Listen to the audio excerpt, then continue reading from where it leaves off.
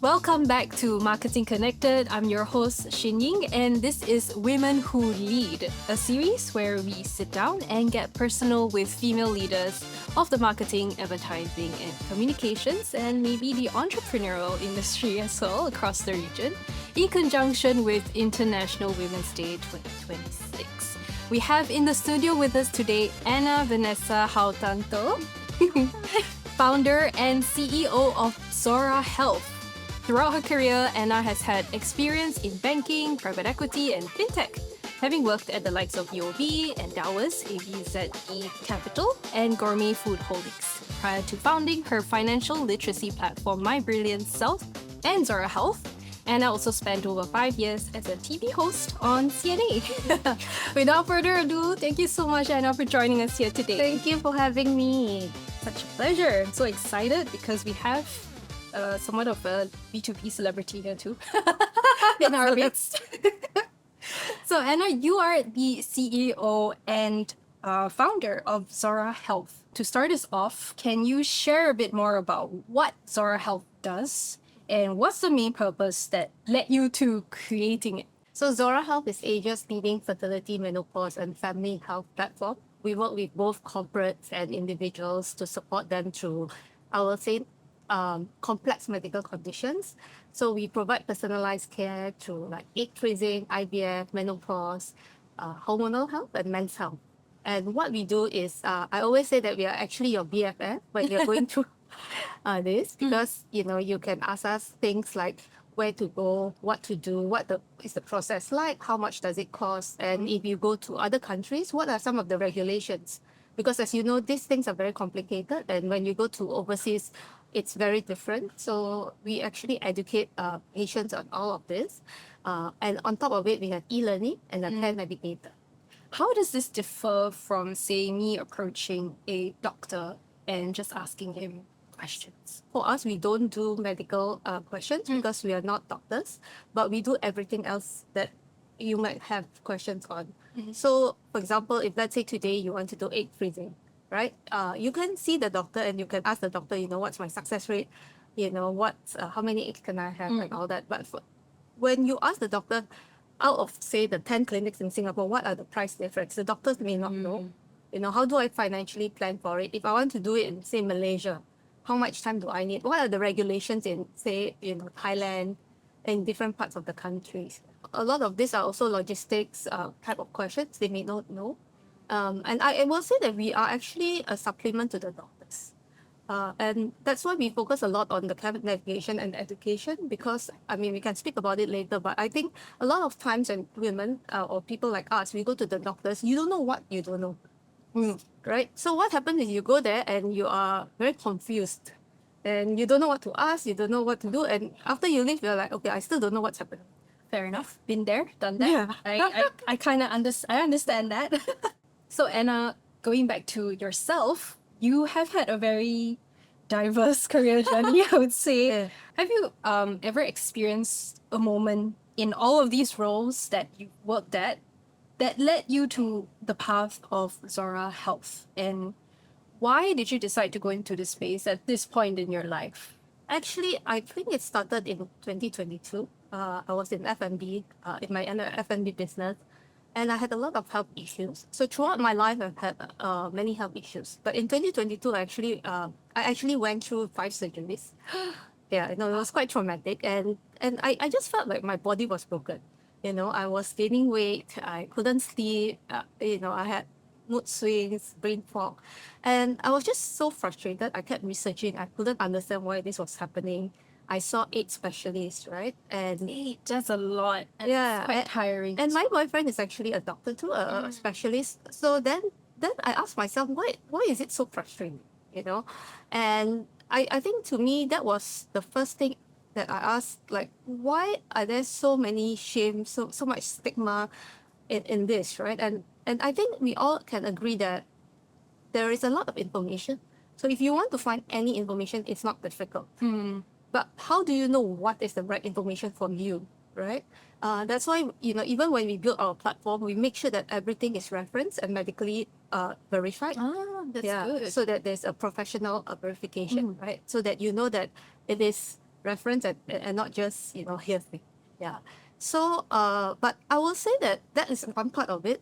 The other part is it's very interesting. So 8 years ago, I froze my eggs at 34, at the age of 34. And I think to give a bit of context, this was when it's not legal in Singapore. Yes. Right. People don't talk about it. There was nothing, no news about it. There was no influencers doing it, right? And I mean, to be honest, I did it on a whim because my friend wanted to do it, and she was like, "Can you go with Come me?" with me, Yeah. come together. And I Because I thought, heard it's not such a simple procedure. You have to do injections. yes, And correct. like a lot of timing required because you need to wait for like when Yes. you're ovulating and things like that. yes. So what happened was she asked me to say, she told me, "Hey, can you come with me?" And I was like, "Okay, I guess I can fly with you, right?" Right. But she meant do it with her. So long story short, I did it, and I didn't have any information. I didn't research. I didn't do any research. The only question I asked my doctor was, what is the measure of success? Because you can tell me 1 egg, 100 eggs, 1,000 eggs, it doesn't mean anything, right? You don't know all this info. So I did it, and I didn't think much about it. And in fact, I kept it very quiet because it was not allowed in Singapore then. But what happened is, I'll have a drink with a friend or maybe with you, and you'll tell me, "Hey, actually my friend wants to go. Can you speak to her?" So Because you have that experience that you can share with them. or like the doctors, so over the years, people, I have spoken to many women privately. But what happened was at the height of COVID in 2020, I was very busy with my F&B. We were trying very hard to save the business, right?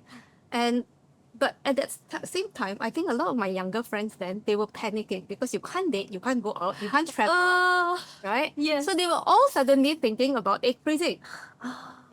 And I think more and more people started asking me, and I was like, okay, this is not tenable. I can't be answering everybody. Like 30 people come up to you and you have to deal with it while you're still running your F&B business. Correct. And each time you answer them, it's actually quite long, right? Because you don't want to be irresponsible with this. And the truth is, to me, I didn't have all the answers then because I didn't do any research. And I just felt, okay, I cannot be irresponsible by answering people when I don't have it. What I did was I actually wrote a very long 8,000 word article. Right. Yes, about egg freezing. So all the statistics, all the research, for and against, why you should do it, my own experience, and my photos, what happened to me, how many injections and all that. And I posted it because I thought, okay, you know what? Whenever somebody asks me, I'll Just just reference this. Yes. Read this and you understand. Yeah. Right. But what I didn't realize is the article actually went quite viral. I think there was like 200,000 hits, in a week. And Where was this shared on? it was on, I think it was on my personal blog, personal website, yes. So I will say that is more of the live stage part. But I think as a founder, I didn't jump into this, right? I actually asked myself a lot of questions. I considered different business ideas. I actually considered going back to corporate because I was 38 and I thought, okay, if I don't go back to corporate, it's very difficult for me to go back. And one of the ways I thought of doing this business is I used this framework. I call it the DFP framework. So the DFP is domain, function, and passion. So domain is what domain do you know best, right? So for certain things, for example, I'm not good in construction, in oil and gas. So these are I will say these are the industries that I won't touch. Okay, function is certain people are better at certain roles. For example, for myself, I am very bad at admin work. So that will not be my strength, right? And then passion, what are you passionate about? And ideally, when you put all of this together, you meet an intersection. And for me, I think healthcare and women healthcare was it because I have a huge interest in healthcare. My mom had breast cancer. I have had health issues. I'm very, very passionate about healthcare. I think, in terms of the function, is something that I can do. And that's why I chose to go to do this. Right. That's so interesting to hear the journey of how you came to be interested in healthcare, passionate about it, and to start up Zora Health from there. Today, Zora Health has a presence across 16 countries. I was quite surprised to hear this. It's quite a large network and works with more than 128 clinic partners, offering personalized care, navigating across areas like what you mentioned, egg freezing, fertility, menopause, men's health, and hormonal health. There are also still topics that many people struggle to talk openly about, like you mentioned, right? There's still stigma and there's some shame surrounding these topics. How are you making these topics more open for people to converse on using, say, Zora Health? Okay. So, when I look at the problem when first started, so we started at egg freezing. Mm. And this is like in early days where, people were still quite hush-hush about. But when I look at the problem, I think there's a few issues, right? So the first issue is that there's a lot of stigma and shame. If you talk about fertility or infertility, almost invariably the woman is always blamed, right? And that's not true because 40% of infertility are male related. So I think for me, I don't only ask how should we talk about it, but I think what kind of impact and change can I make here? Because there's no point in me, educating and raising awareness when there's no change. So and I always say, so the way I look at it is in a few ways. So the first is definitely awareness. So if you're aware of the problem, you understand what's happening, the nuances, right? And I think that will help us to understand and empathize others better. The second is also having conversations about it, because then if today I face issues in egg freezing and you do, and everybody says actually it's quite normal, you can get support, that will be something that you've kind of raised the conversations. But for me, the other more important things are also things like action. So, whether it's on the personal level, governmental level, or corporate, we always tell our corporate partners, you don't need to go from 0 to 100, but you can do small things to support your employees better, right? And finally, the most important and practical thing is where the money is, because all of these are not helpful if there is no money. So what we do is, on the other side of our business, which is not the consumer part, is to actually encourage corporates to have benefits to support women and men throughout all these different life stages. Wow, so you also go to businesses. We do tell them what we can do, so we also can raise the awareness, and we can also give them advisory. But the second thing is they actually subscribe to our platform, and they can and the employees can enjoy our platform and all the services. Got it. Wow. I think for me personally, like when I first found out that I had hormonal imbalance, and I also have a lot of friends, family who have endo as well. Yep. And it's just so difficult to talk about because everyone feels lost. You're like, it's great to hear that it started from that you wanted to help women understand these issues a bit more, and it kind of just grew into a whole great big business. So healthcare, especially women's health, often requires long-term trust. How do you think about building brand credibility and emotional safety for users when they're navigating such deeply personal decisions? I think even for someone who is, say, going through fertility questions, it's a long journey. It's not something that you just do for a week. Okay, I got my answers, I'm done. But it's a very long process to even get to the point of conception. Even after conception, they have to consider like, okay, how do I keep it? How do you keep that trust and brand credibility there? When I first started Zora, trust and really caring for our patients are two values that I really hold very dear. And that translates in everything that we do. You're right, because a lot of times when people come to us, especially, whether it's egg freezing or IVF, right? They may be thinking about it, but they're not ready to go for it. So we do have users who come to us and only, start the journey 1 year later. So, but what is important to us is, I think we are neutral. So we don't value any doctors or any clinics over another. Right, so unbiased. Yes, we are very unbiased. We focus on giving you the right information to your situation and to what you're looking for. And I think most importantly, we really focus on giving you as much information as you need, and to make sure that you go through the journey feeling supported and understanding what you need to know. I think then, in a way, that trust and credibility stems from the care that the platform puts out for its users. In a very simple term, basically, it's that the platform cares for the users and wants them to get the best out of their use of the platform. And I think maybe if I want to add about that is also, when our users come to us, it's not a one conversation. some of them actually speak for months and even a year, right, before they are ready. I think for us is we never pressure them, that's what I tell them. We never ever, tell them of fear tactics, right? And I think the most important thing that I tell my team is we also cannot make people feel bad, right? Like, I don't ever want to say, hey, you should do egg freezing or IVF because your biological clock is ticking. Right. That's a truth, right? We all know that, but that's not something that we do. Actually, to me, just give them the facts. Space and Yeah. time. Also, Yes. the facts, the space, and time. Yeah, the facts, space, and time. Okay. Yes. So Anna, what is the role that marketing plays in an area which is still meant to be very deeply personal? I think you shared quite a lot that tends to come from a very personal area, which is like your own body, your own health. I can't imagine it looking the same as that for like a shampoo or a fashion brand. So what must you be extra careful and cautious or mindful about when you think of marketing for Zora? So many things. Okay, so I think one is the regulation. Because you're in healthcare, it's a very regulated space. So there's a lot of guidelines that you need to follow, right? So that's one. Number two is also trust. Like, trust is a very important thing. So for us, I will say that we don't do a lot of, I will say, outward marketing, but we do have a lot of referrals.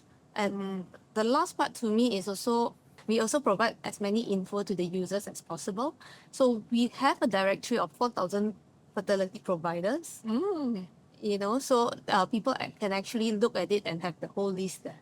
And I think it is the most comprehensive globally, if I, so I think for us, in terms of marketing, we want to equip our users with the most information and to really give them a peace of mind, right? So that they can have options, they can really understand what they're going through.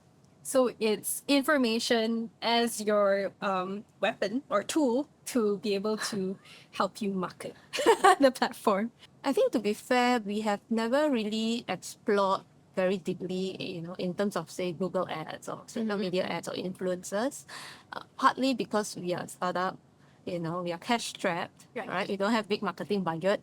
But I think for us, what we really focus is really, really empowering the users. And because of that, we actually get a lot of referrals from them. And I will say that if you talk about marketing, maybe SEO is a big one for us. Yeah. So when people search fertility, Zora Yes. Health shows up. Yes. Or the doctors. Or the doctors, yes.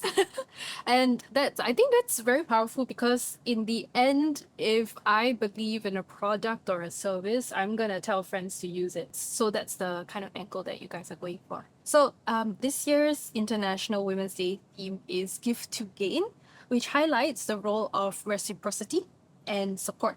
Looking back, what ways do you think you've had to give to, say, other fellow women around you, be it time, belief, or energy? Yeah, I think, like you mentioned earlier, you did give a lot of advice to people who came up to you, even friends, and everything. Maybe in any other ways, have you given, say, mentorship to anyone around you? So I think, I will say that in the two startups that I started, first the New Savvy and now Zora Health, what we focus on is always empowering and educating people. So we always have to give away a lot of, I will say, educational content, a lot of free advice, and to actually build the community around it so that people feel supported. Because to me, if not only the education is very important, but you need to make it in a way that people are engaged with it and also find it interesting, right? Because whether it's health or finance, it's very boring. Nobody wants to read. Yeah. We don't have time for it. Yeah. So, but the other thing that is very important is also having a community to support you through the journey. And so I think when I look at these two companies, and I will say that these are my babies, right? Yeah. We really, really focus on building that community to make sure that people feel supported. And by extension, if you look at it, and for me now, I think for us, we really focus on making sure that, whether it's your health, your finances, your career, we want to help you be your best self. So was there ever a piece of career advice you received? I think before this we're talking about you giving, but What about yourself? Like, have you received any career advice that stayed with you, that stuck with you? I can give you two. So the first one will be, I think after running Zora, I mean, to me, this is like my fourth or fifth industry, right? Uh, I will say that the biggest advice I have is whatever you do, make sure it's something that you're willing to suffer for. Why you Very laughing? sound advice. Yeah. Very sound advice. Yes, because for me, I will say, I have done fintech, I have done finance, I have done F&B at the height of COVID, and they're all hard, right? But I will say nothing comes as hard as healthcare. Yeah, because you're dealing with so many parties, it's highly regulated. You're dealing with people's lives and their future, right? So, there's not only a lot of degree of care, but you also need to really suffer through. And the sales cycles are very long, especially because we do B2B. Yep. So you don't see immediate money. Returns Yeah. on it. Yep. Yeah. So it's really, really tough. And I think that I will say that if I am not deeply Invested in it. I mean, there's a lot of times that, I mean, to be honest, there are a lot of times where I say, why am I here? Why? Yeah, I'm done. I'm done. Get it over with. Yeah. But yes, so you stuck it through because you believe it's something that you'd like to suffer for. I would say last year has been the most difficult year. Okay, so I've been a founder for 10 years, and last year was really the most difficult year. I lost like 7 kg, lost half my hair. Oh my gosh. And it's just been a very brutal time for most entrepreneurs, but especially I think for me for healthcare, right? I told some of my friends like I'm done. I'm really done. Like why am I here? Right? But at the end of the day, I mean there was some decision that I had to make, and I just looked at my boyfriend and I told him, I can't. I can't give up because I need to see it through, right? Which is why I said that you really need to want to suffer for this. Yeah. So onto happier things, onto happier advice. The second advice or second motto that I have throughout is this phrase: never complain and never explain. Never, okay, let me digest it Yes. for a bit. Never complain and never explain. Okay, I get the complain part. What do you not explain?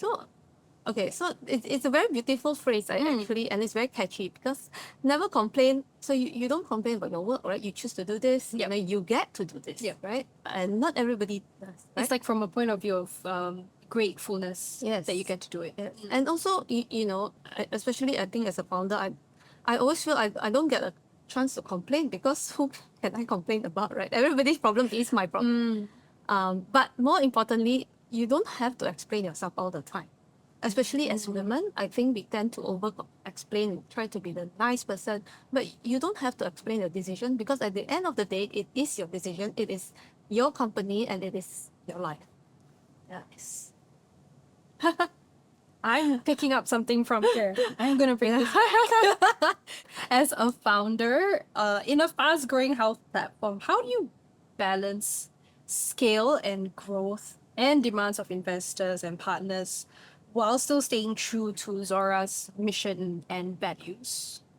I will say, I will preface this by saying that I think I've been incredibly lucky, right? But even right from the start, I knew that Zora Health and being in healthcare, it takes a long time. So it's not a company where you can grow at all costs. So throw money at it, grow at all costs and that's it, right? Yeah. But I knew that we can't because first, I really, really care about the problem, about the people that come to our platform, right?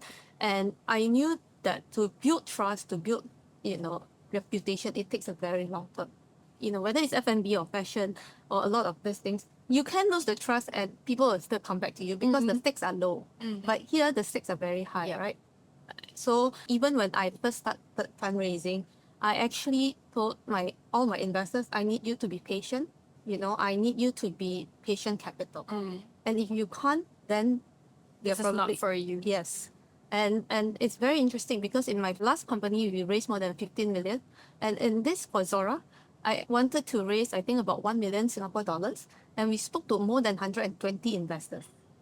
Yes. We get a lot of attention, but the problem is, I think, when it comes to our sector or women's health, first, there's not much awareness about it. People don't understand it, right? I get asked silly questions all the time. We need to educate others. We need to educate the investors. So, and the other thing is, people don't see that as a big problem. A lot of people think that, women are very niche Yeah. problems. Menopause is very niche. Fertility is very niche, right? Which is not true because like a lot of the Yeah. countries are actually in crisis, Mm-hmm. Right from the start, I knew that it was going to take a long time. There are some companies, I mean, as a founder, there are some companies that you think that you're going to do it for 5 years or, you build to sell. Yeah. But I knew that when I started this, it was going to be at least 10 years, Right. right? I mean, of course, you hope that you survive, but if you do, then it's at least it will take 10 years to build up your reputation, to build up trust, and to build up your user base. On that note, right? So, what advice would you give to women earlier in their careers who may feel called to entrepreneurship but hesitate to take their first step? Don't do it. Guys. Okay, I will give a few advice. Okay, one is if you really want to take entrepreneurship, I will say start small. If you're holding a job, start small and test your idea, validate it, and build a reserve before you actually do it full time. Because entrepreneurship is very hard, right? I mean, everything is hard, but here you don't have a safety net. You don't have colleagues. You have yourself. Everybody's problem is your problem. You have no assistant. You're the cleaner. You're everything, right? So you need to be prepared for that. The second advice I will always say is, practically speaking, I think you need to have cash reserves for at least 2 to 3 years. Because whatever you think your timeline, it can be stretched, right? Yep. And more often than not, it takes longer to have success. So make sure that you have cash reserves and that it doesn't hurt you financially. And last, I will say that if that is really what you want to do, then you have to put your heart into it and you have to trust yourself. Because I think when it comes to women, a lot of times, I think women tend to doubt themselves more, and inaction makes it harder for you to take the next step. So it's the worry and the concern. So which is why I always say start small, validate it while you are holding a job. And if it works out, then you can slowly transition into doing that. Right. So I also did want to ask, it sounds like there's so much struggle and weight being a founder and being the main front runner of a business or Zora Health in that sense. So where do you get your support? Where do you go for help? When I first started, this was 10 years ago. I think being a founder is not cool, right?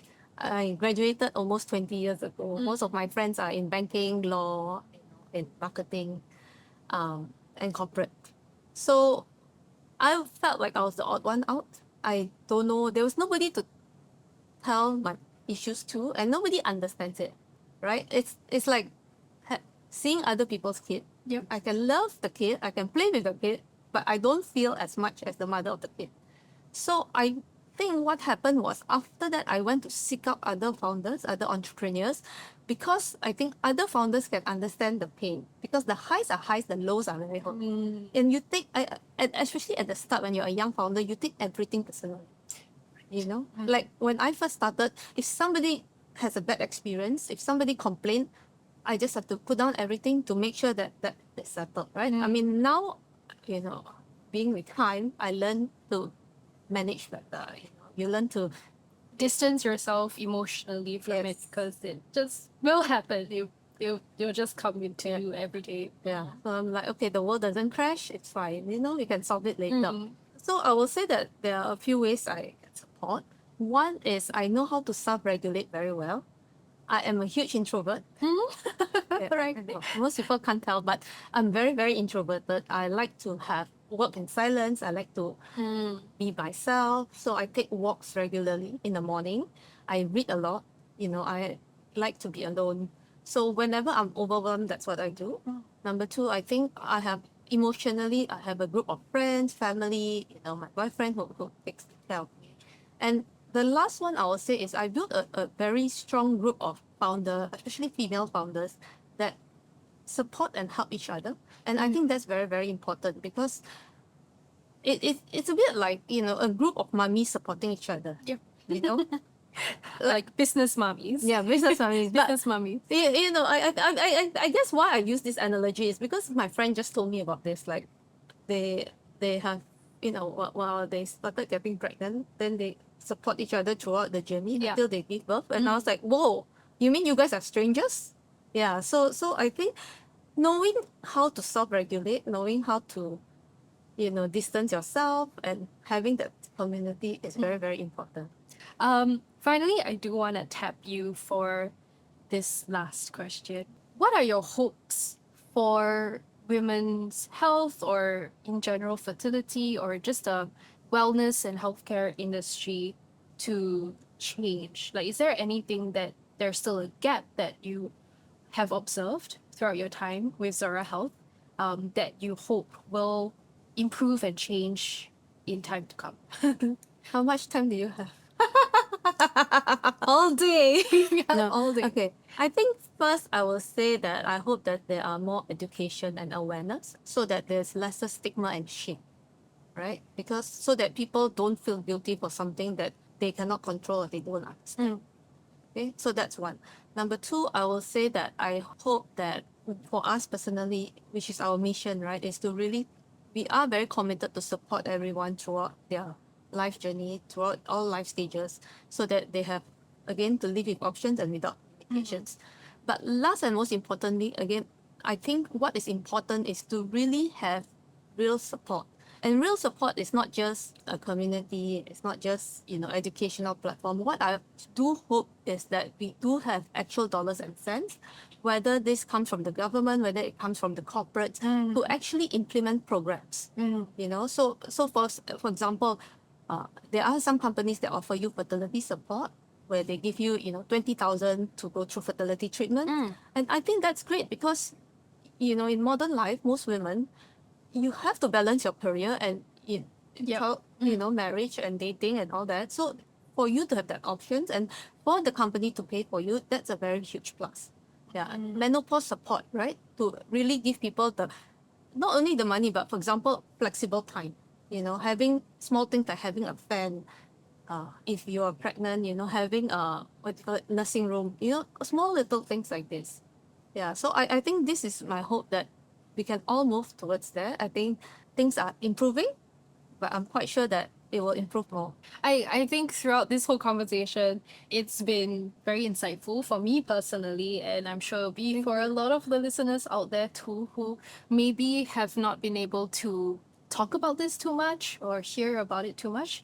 It was great hearing your experience and your journey into founding Zora Health as an entrepreneur and also your thoughts on women's health and fertility. On that note, thank you again, Anna, for joining me here on Women Who Lead. Thank you so much. And for the listeners out there, fear not, although this interview with Anna Haotanto of Zora Health is over, we've got loads of other episodes you can catch on our Marketing Connected channel and YouTube. Be sure to follow us on Marketing Interactive social media pages on Telegram, Instagram, and LinkedIn to get alerts on new podcast episodes. Once again, thank you for tuning in to Marketing Connected, brought to you by Marketing Interactive. Goodbye, everyone.